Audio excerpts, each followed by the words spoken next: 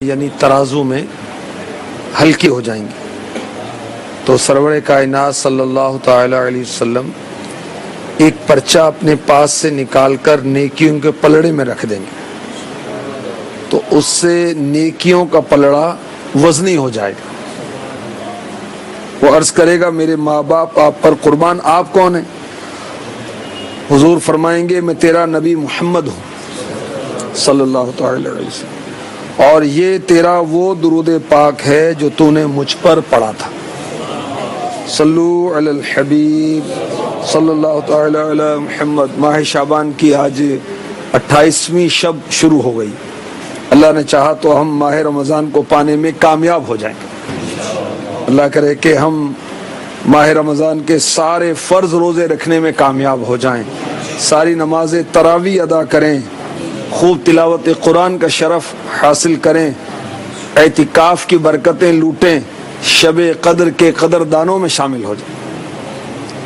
بدبخت ہے وہ شخص جو روزہ نہیں رکھتا۔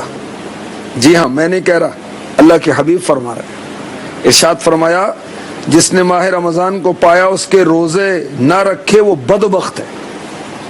ارشاد فرمایا اس شخص کی ناک مٹی میں مل جائے کہ جس پر رمضان کا مہینہ داخل ہوا پھر اس کی مغفرت ہونے سے قبل گزر گئے۔ اور ماہ رمضان مبارک کی برکتوں کے کیا کہنے ہیں، نفل کا ثواب فرض کے برابر، فرض کا ثواب 70 گنا کر دیا جاتا ہے۔ سحری میں روزہ دار سحری کر کے فارغ ہو تو اس کی دعا قبول ہوتی ہے، افطاری کے بعد دعا قبول ہوتی ہے، وہ سوتا ہے تو اس کو عبادت کا ثواب ملتا ہے۔ روزہ دار کا ہر لمحہ ثواب میں لکھا جاتا ہے۔ اور ماہ رمضان سمجھیں یہ تو عبادتوں کا مہینہ ہے، تلاوتوں کا مہینہ ہے، مگر بعض ایسے بدنصیب اور گناہوں کے ایسے عادی ہوتے ہیں کہ رمضان میں بھی گناہ کرتے رہتے ہیں، حالانکہ شیطان کو قید کر دیا جاتا ہے۔ تو اب اس مہینے میں گناہ نفس امارہ کی وجہ سے ہوتے ہیں، یا ہمارا جو قرین شیطان ہے ہمارے ساتھ اس کی وجہ سے ہوتے ہیں۔ جو بدنصیب ماہ رمضان میں بھی گناہ کرتا ہے، اللہ کی نافرمانی کرتا ہے، اس کے حبیب کی نافرمانی کرتا ہے، وہ کتنا بڑا مجرم ہے۔ سنیے المعجم الاوسط حدیث نمبر 3688، نبیوں کے سلطان صلی اللہ علیہ وسلم نے فرمایا بے شک جنت ماہ رمضان کے لیے 1 سال سے دوسرے سال تک سجائی جاتی ہے۔ جب رمضان آتا ہے جنت کہتی ہے اللہ مجھے اس مہینے میں اپنے بندوں میں سے میرے اندر رہنے والے عطا فرما۔ حوریں کہتی ہیں اللہ اس مہینے میں ہمیں اپنے بندوں میں سے شوہر عطا فرما۔ سرکار مدینہ صلی اللہ علیہ وآلہ وسلم نے فرمایا جس نے اس مہینے میں اپنے نفس کی حفاظت کی، نہ تو نشہ آور شے پی، نہ کسی مومن پر بہتان لگایا، نہ ہی اس ماہ میں کوئی گناہ کیا، تو اللہ تعالی ہر رات کے بدلے میں اس کا 100 حوروں سے نکاح فرمائے گا۔ اس کے لیے جنت میں سونے چاندی یاقوت زبرجد کا ایسا محل بنائے گا جس میں اگر ساری دنیا جمع ہو جائے تو اس محل میں اتنی جگہ گھرے گی جتنا بکریوں کا ایک باڑا دنیا کی جگہ گھیرتا ہے۔ جس نے اس ماہ میں کوئی نشہ آور شے پی یا کسی مومن پر بہتان باندھا یا اس ماہ میں کوئی گناہ کیا تو اللہ تعالیٰ اس کے 1 سال کے اعمال برباد فرما دے گا۔ پس تم ماہ رمضان کے حق میں کوتاہی کرنے سے ڈرو، یہ اللہ کا مہینہ ہے۔ اللہ تعالیٰ نے تمہارے لیے 11 مہینے کر دیے کہ اس میں نعمتوں سے لطف اندوز ہو، لذت حاصل کرو، اور اپنے لیے 1 مہینہ خاص کر لیا، پس تم ماہ رمضان کے معاملے میں ڈرو۔ تو ماہ رمضان کا ہم نے احترام کرنا ہے اور گناہوں سے بچنا ہے، اللہ تعالیٰ کی نافرمانی سے بچنا ہے، اس کے حبیب پاک صلی اللہ علیہ وسلم کی نافرمانی سے بچنا ہے، گناہوں سے بچنا ہے، مثلا جماعت ترک کرنے سے بچنا ہے، نماز چھوڑنے سے بچنا ہے۔ نماز تراویح عادتاً کوئی چھوڑے گا تو یہ بھی گناہ ہے۔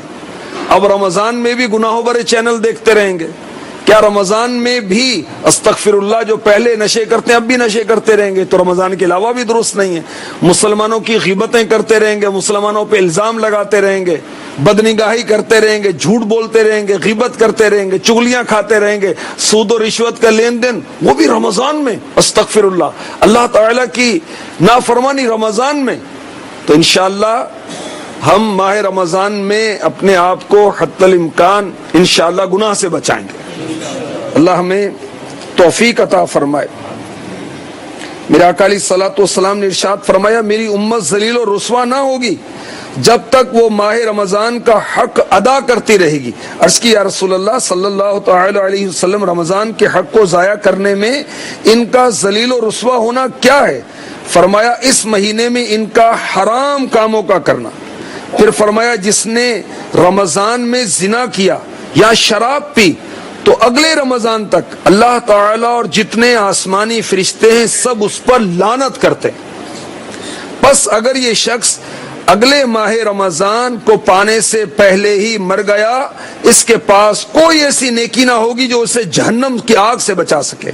پس تم ماہ رمضان کے معاملے میں ڈرو کیونکہ جس طرح اس مہینے میں اور مہینوں کے مقابلے میں نیکیاں بڑھا دی جاتی ہیں اسی طرح گناہوں کا بھی معاملہ ہے.